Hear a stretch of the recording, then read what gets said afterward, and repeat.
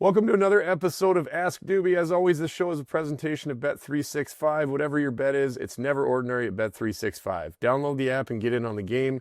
Use the code NATION. Bet365 must be 19 or older. Now, before we get into the questions, we'll just touch on the Oilers' post-Olympic play thus far. Certainly entertaining for the fans. Unfortunately, ending up mostly on the wrong side of it, but plenty of goals around. Fortunately, last night, came up with a huge win, big comeback win against Ottawa, much needed.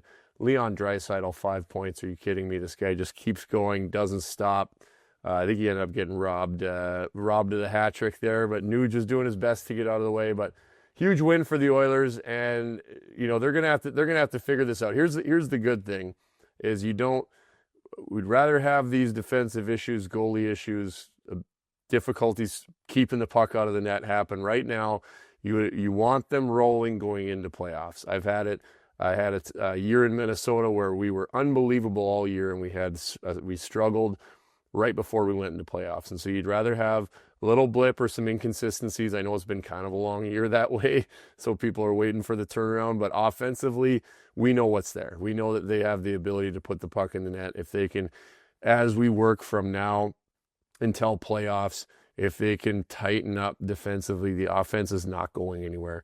And that's a combination of defensive play and goaltenders. I go to bat for the goaltenders. I always will. But they're going to need to improve. They're going to need to play better, period. They're going to need help from the group, but they're going to need to play better as well. And I think you'll start seeing that, and the wins will start to pile up. But certainly as a fan, you watch and you'd like to see some separation in that playoff spot to wild card, because you feel like they should be there. Obviously, Stanley Cup is the aspirations, and they've shown that they can do it.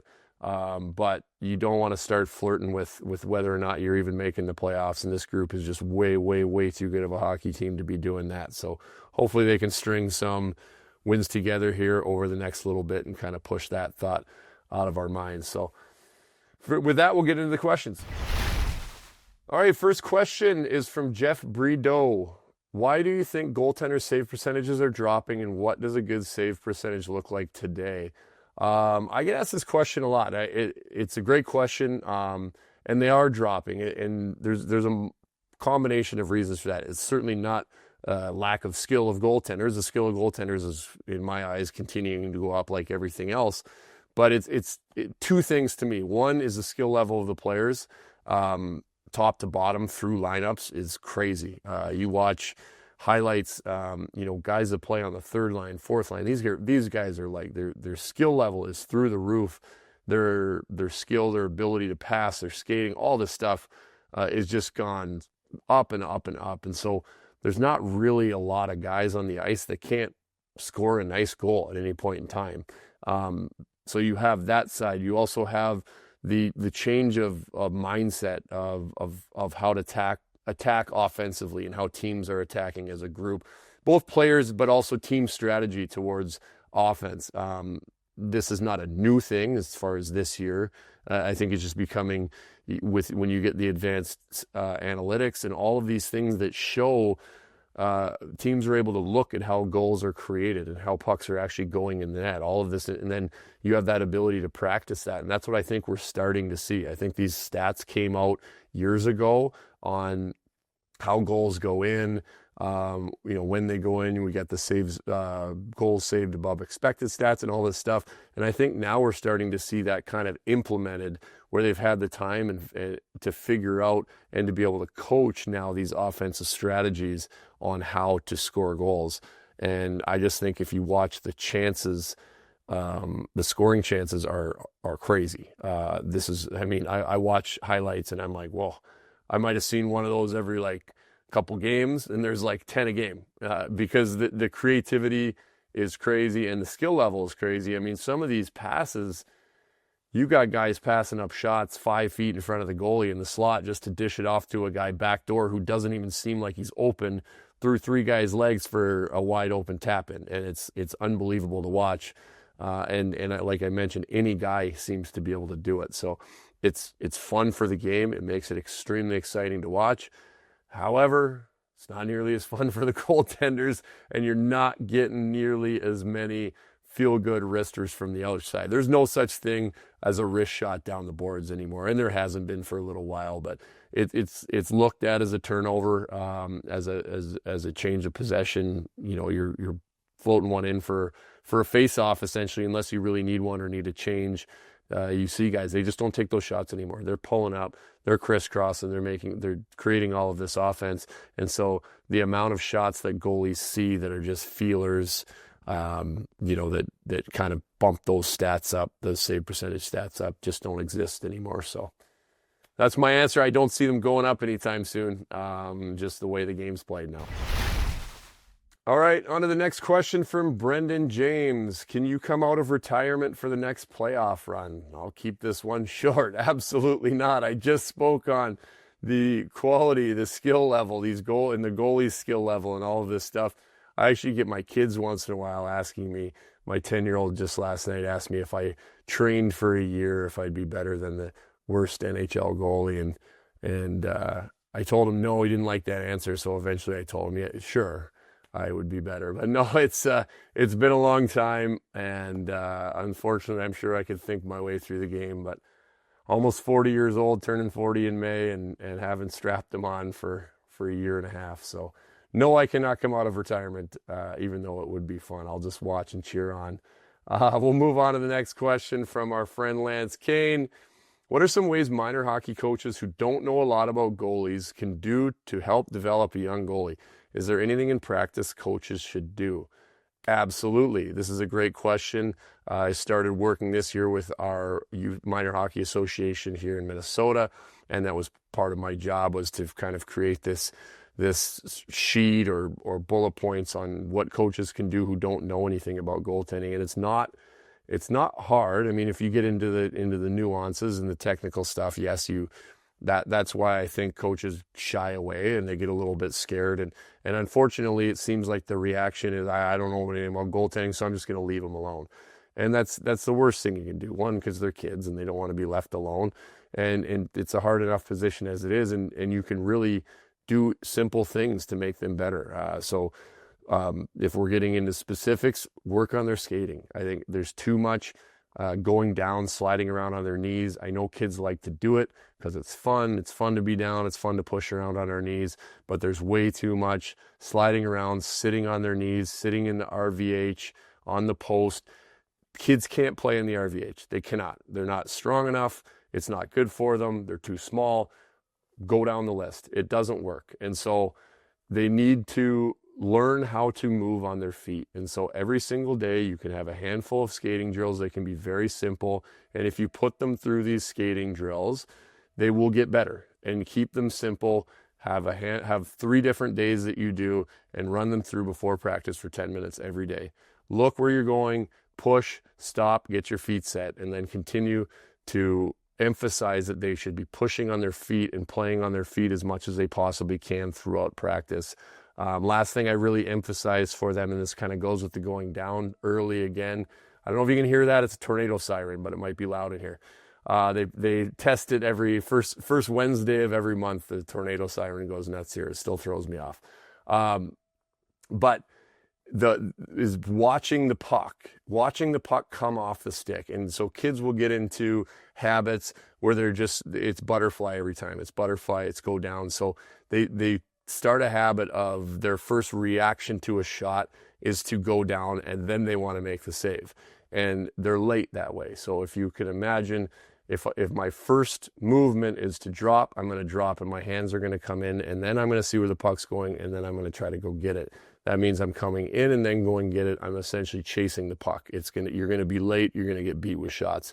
If you can emphasize, say, hold your feet, hold your edges, see where the puck is going off of the stick blade before you go down. You should really only be going down probably when the puck is halfway to you. Obviously, if the in close, super close, that's different. But they should be able to hold their edges, seeing the puck about halfway from the stick blade to them, and seeing where the puck is going. And now as you're dropping, you're executing your save at the same time. So if I had a high blocker shot, I would basically be dropping to my knees at the same time as I'm moving my hand up to go get it. It's all one motion. It's not a drop and then chase. And that's a simple thing that kids can understand. Watch the puck, see where it's going, and then go get it. And just keep emphasizing these simple things and make sure they're working on their pushes and their stops and their skating on their feet, and they'll continue to get better. I got a lot more, but we don't have time. All right, on to the next question from Sotart08. Who would you have starting game 1 of the playoffs? It's got to be Tristan Jarry. I mean, he needs to get going. It hasn't been a great stretch for him, but unless Connor Ingram was getting shutouts and he was giving up 5, Ingram got the win. But there's certainly you can see the struggles on both sides, and the team's obviously not playing up to speed defensively when you have both guys giving up goals. As I mentioned earlier, both guys are going to need to, along with the team, be better. But Tristan Jarry is the guy they went to get. Connor Ingram has done a great job and is a great option if he falters, but I'm going with the guy who has more experience, who is the guy that they brought in essentially to replace Skinner as my starter in game 1 of the playoffs with a short leash. Not going to wait too long, not going to wait if and I'm not just looking at results, but if I'm not liking the way he's playing, I'm certainly going to give Ingram an opportunity quickly. But I'm hoping that Jarry's experience, and hoping between now and the end of the year that he's settled in to the city, to the team, to the guys, to the way they play in front of him, and he's ready to go for game 1. All right, next question is from McKinnon73. Are the Oilers' defensive issues making the goalies look worse than they are? Kind of something that we've touched on here. Yes, they are, especially when you can see that both goalies are struggling in the same way as far as pucks going in the net, the amount of pucks going in the net. Again, I'm always backing the goalies. I don't think that any goalie can be great if a team is poor in front of them. I think goalies can make a good team great, and they can definitely cover up mistakes. But if you have a team that is constantly chaotic defensively in front of you, and I'm not saying the Oilers that have been that or that bad by any means, but just in general, if you have a team that is chaotic defensively in front of you over a long period of time, I don't care who's in net, it becomes difficult to play. You have to trust what's happening in front of you, because when you do, and for the most part, it's structured and you know what's happening, then the biggest breakdowns in the world can happen and you just react off of them.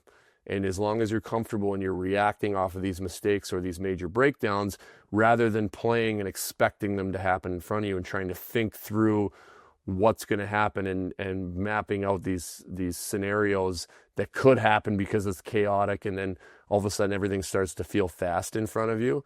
When you have structure and then the breakdowns happen, it's easy to react. But when that's all it is, and it's constantly high danger or just unstructured, chaotic, high danger scoring chances, does become very difficult to play. Now, I think that in saying that, the Oilers have the ability to play better defensively. They've shown it. They have the players that can do it.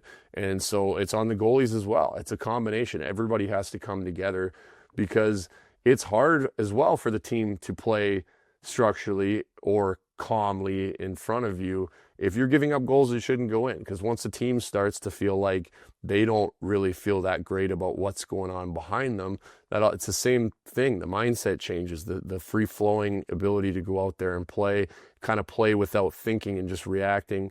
That can go away for the players in front of you as well if you're not doing your job back there. So to me, this looks like a collective effort of both the team and the goaltenders right now. They need to bring it together and step it up, tighten things up defensively, and we know the offense is there and the wins will start piling up. All right, that's it for another episode of Ask Dubey. Great questions this week. I love answering those. Please keep them coming in. Anything hashtag Ask Dubey on any Nation network, social media, or drop your questions in the comments below this video. Hashtag Ask Dubey. Please keep them coming in. That was a lot of fun this week. I love getting new questions and talking about different things, whether it's the Oilers, whether it's goaltending, anything around the league. If you guys want stories, whatever it is, keep it coming. The segment brought to you by our friends at Wilhauk Beef Jerky.